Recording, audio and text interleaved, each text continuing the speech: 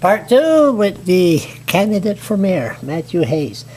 And you teach what again? I teach sociology. What's that?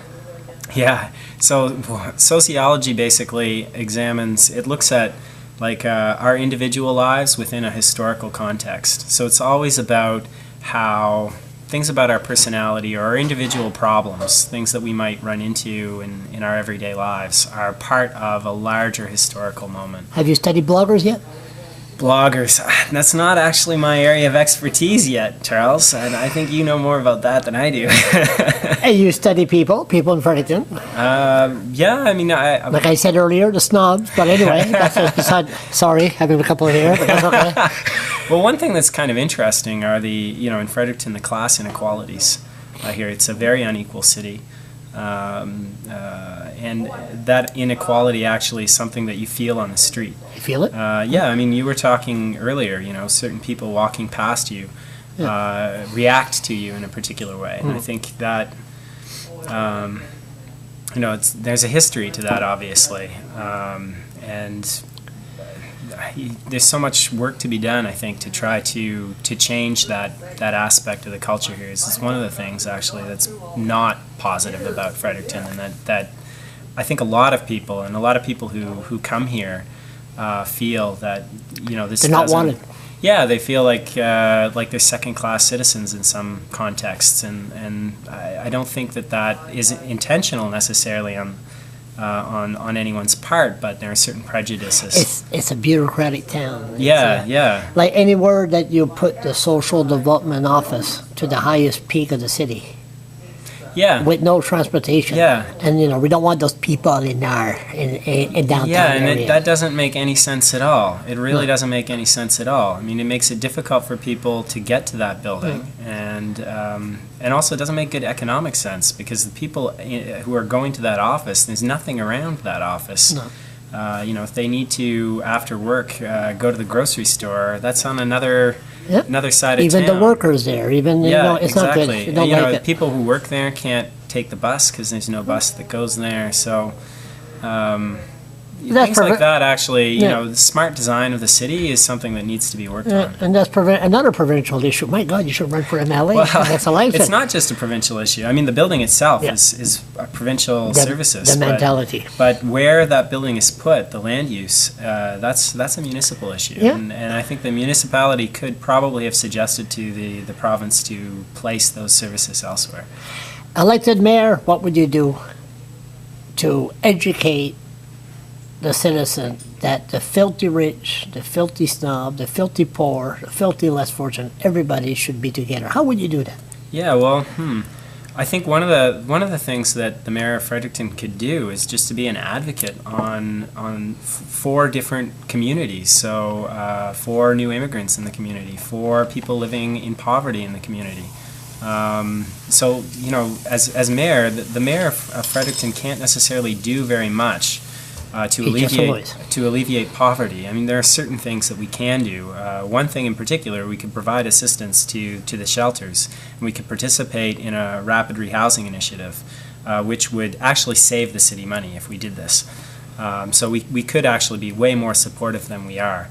But I think also just advocating, having somebody there who is representing the interests of working people who maybe are working full-time but are still below the poverty line or are having problems keeping up, or people who are on social assistance. Just having somebody who is meeting regularly with different officials, either in city government or with provincial government, and reminding them about this issue, I think makes a big difference. From my experience, having somebody who represents those issues and who's willing to talk about them both publicly and in private makes a huge difference in terms of policy. You think there's a breakdown in communication between City Hall and the activists? Like the activists wants to go for a better green city or other issues.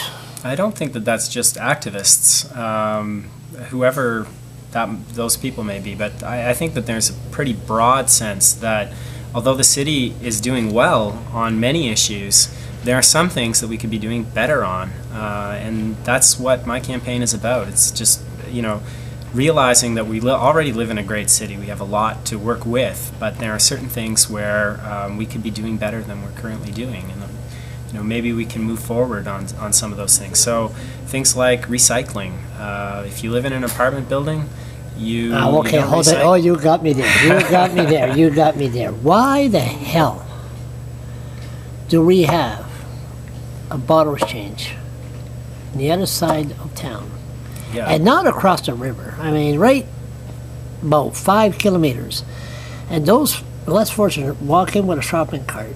And we don't, if this is a green city, how come we don't have a bottle exchange in the middle of downtown? Yeah, and we used to, and they closed it. And we used to have a thrift store downtown, and we closed that too. And I'm not exactly sure why those decisions were made, why the decision was made. I guess they wanted to use the land for something else. Now it's a parking lot. Yeah. You have to have services that are located in neighborhoods where people live. And bottle exchanges, if we're going to have a bottle exchange system, there should be multiple distribution points. I'm not sure the extent to which the city can actually work on that, but one thing for sure is that it's costing us money to park our glass in landfills. We're paying like $70 per cubic meter, metric ton or something, yeah. To dump this stuff at the Solid Waste Commission. That's money that we could be using to try to recycle some of the material. So, and the people that I've talked to, they support that. They think, Moncton and St. John recycle glass. Why don't we? And I think that makes sense. Would you encourage the city to make a donation or help the shelter? Yeah, absolutely. Absolutely. The city Only David Outward used that word with me. Absolutely. Okay, go ahead. Yeah, well, I think that the city definitely should be playing a role with the shelters. There's no question. What would you do? Well, I think we can make a financial contribution towards permanent staff that could be helping people rehouse. So a lot of the people that are in housing are there for a short amount of time.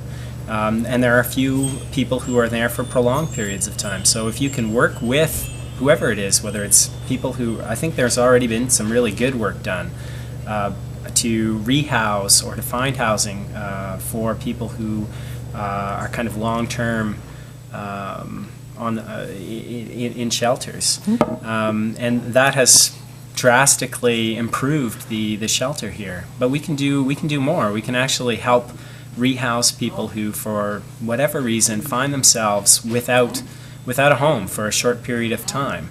If we can rapidly rehouse them, the statistics are that they cost the public much less money. There's much fewer 911 calls that are put in. That saves the city money.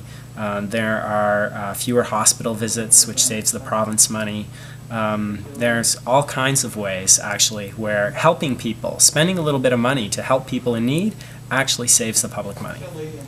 Okay.